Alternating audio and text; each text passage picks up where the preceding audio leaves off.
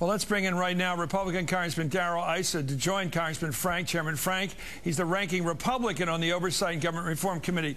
Congressman Issa, I'm looking at these new numbers. I'm looking at the actual budget figures for FY09. That's the current fiscal year, which ends at the end of September. The numbers are pretty powerful. Almost $2 trillion in receipts this current fiscal year under the new plan. Almost $4 trillion in outlays. That's actual checks being written. And a deficit approaching $2 trillion, 1.75. These numbers have a World War II sound to them. In other words, the ratio of deficit to outlays to receipts is in that World War II category. But we don't have wage and price controls. We don't have rationing. We don't have bond drives to soak up the extra cash or whatever. So is this scary in terms of just fiscal policy, these numbers? Or not? Well, of course it's scary. What's scarier, though, is that President Obama has proposed that these budgets, these deficits created under a Democrat Congress, he's going to cut them in half over a long period of time. The fact is, the last time Republicans were in charge, even including the war, we were below $400 billion in deficit. So the president's not proposing getting to $200 billion or $100 billion. He's talking about getting below $1 trillion over the next few years after we double the size of the debt. Well, I think the Democratic Party calls itself the Democratic Party, not the Democrat Party. Do we have to do this every night? Why do people talk like this? Is this just fighting words to get the name wrong? No, this isn't intended to be fighting words. They call themselves the Democratic Party. Let's just call people what they call themselves and stop the Mickey Mouse here. Save that for the stump. Seriously. Now let's get to the issue here. Seriously, we got a fiscal challenge. I want to get back to Congressman Frank and to some English here. Congressman Frank, are you worried about the size of these World War II numbers here? Again, 1.75 trillion deficit this year, a spending level of almost $4 trillion. We're almost running deficits as big as the revenue number we're bringing in. Well, Chris, let me first of all come to the defense of my colleague, Mr. Issa, and the Republicanistical party that he represents, and say that... Thanks, Barney. You're welcome, Darrell. The point is this.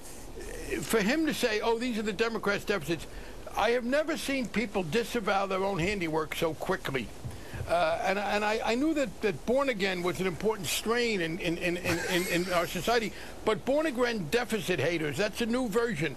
The Republican Party under George Bush inherited from Bill Clinton a much lower level of deficit. We were on track to, in fact, have surpluses. Alan Greenspan was worried at the end of the Clinton administration that we wouldn't have a deficit, which would make the Fed, it would make it difficult for them to do monetary policy. They ran up these enormous deficits. Now, it is true they're going up now because of the legacy of the Bush administration. This terrible financial crisis brought about, I believe, by an absence of appropriate regulation. That adds to it. If there were no plans to cut it down, it would be different. But President Obama does plan to raise taxes on the wealthy. And let's go back to 1993. I voted for the Clinton tax increase that raised the top tax rate on people on incomes over $200,000 by 3%. I voted for other taxes on the wealthy. The predictions from the Republicans were this would be economically devastating. Few predictions have been more flatly repudiated by reality. In fact, in the years after the Clinton tax cut, we had one of the best sets of economic statistics in our history. Secondly, my Republican colleagues have continued to pump up a military budget that includes wonderful weapons that are aimed at defeating the Soviet Union, that are aimed at, as I said, defending the Czech Republic against Iran. Okay. And if we were to cut back substantially on that amount of waste, we would still be the strongest nation in the world and reduce the deficit. Mr. Issa. Well, I guess the Democratic Party, filled with proud Democrats, just wants to say that the previous 2 years under Speaker Pelosi and Harry Reid were somehow Bush's fault. Well, now suddenly it's going to not be Obama's fault. The fact is the projected deficits show no level of austerity. They show no peace dividend. What they do is get us to half of a record level. The truth is the American people were disgusted with the growth in spending, the growth in deficits. They were thrilled to have lower taxes, but they didn't want lower taxes if they weren't sustainable. Barney and I would agree on one thing, I'm sure, which is lowering taxes without controlling spending is inevitably a disaster. I'll take the blame for all of that during the 6 years of the 8 that I've served that Republicans were in charge. But today what we're dealing with is a TARP that was passed with Democrats voting the majority of it, and with Republicans, in fact, majority voting against it. Congressman, that's a good point. I want Congressman Issa to address the philosophical point that you did, Mr. Frank. Can I correct his facts, though? Go ahead. Because in the Senate, a heavy majority of Republicans voted for this. So it's true in the House, about 40% of the Republicans voted for the TARP and 60 against, but it was a Republican proposal from a Republican president, a Republican Secretary of Treasury, and it was strongly supported by the House Republican leadership and by a great majority of Senate Republicans. Mr. Issa, let me ask you a philosophical question, which Mr. Frank addressed, which is this. And I think when people are trying to figure out which party they align with these days, they're trying to deal with these priorities questions. If the Democrats are willing to come right out front and say, raise the taxes on better off people back to at least where they were before, if they're even out going into the fact of not giving full deductibility for charitable contributions at the marginal rates, if they're willing to go that far in ideology and saying this is to pay for health care, can you say that you have an alternative way to pay for national health care, or we're not going to have national health care ever again because we're not going to change the tax rates from the Bush era? Well, first of all, if it's about health care, I believe there needs to be universal responsibility for health care. Those who can afford to pay for it, including all employers, need to pay for it. And I want to preserve people's individual rights to choose the doctors of their choice. Until that's been tried, I don't want to go to a single-payer system, which ultimately is the end of the road.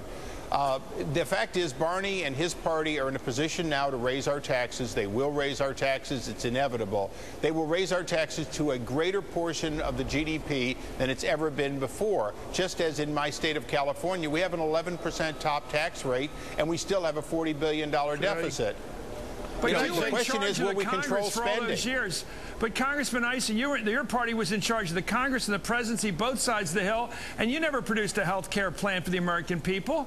So why do you say you have this alternative in mind that never seems to come out? It never emerges, this Republican plan for national health care. Well, first of all, Mitt Romney had one which he executed on in Massachusetts. My governor, Governor Schwarzenegger, had one which he couldn't get across the finish line in a state that has two-thirds Democrats in both the Assembly and the Senate. But quite frankly, I came out in support of his basic concept that we shouldn't have employers cost shifting to other employers or to taxpayers. Can I just say on taxes? Sure. My colleague says we're going to raise your taxes. I'm going to vote to raise my taxes and Darrell Issa's taxes. His probably a little more than mine. But I'm not going to vote to raise the taxes of well over 90% of the American people. We are talking about raising the rate on incomes above $250,000. That raise happened under Bill Clinton. It helped us reduce the deficit and had no negative effect whatsoever on the economy. And I want to go back, and I know Congressman Issa keeps avoiding this. I avoid nothing, Barney. Nothing at all will I avoid. You cannot talk about reducing the deficit responsibly and not keeping us from being able to do things we have to do and continue to support a military budget that's full of Cold War weapons like the F-22, like the Osprey, a missile system to defend Poland and the Czech Republic against Iran, a greatly bloated military budget. If you get out of Iraq more promptly than the Bush administration planned, which I think should be done, and you cut these excessive Cold War weapons, you generate a lot of revenue that can be used in part to reduce the deficit and to meet other pressing needs.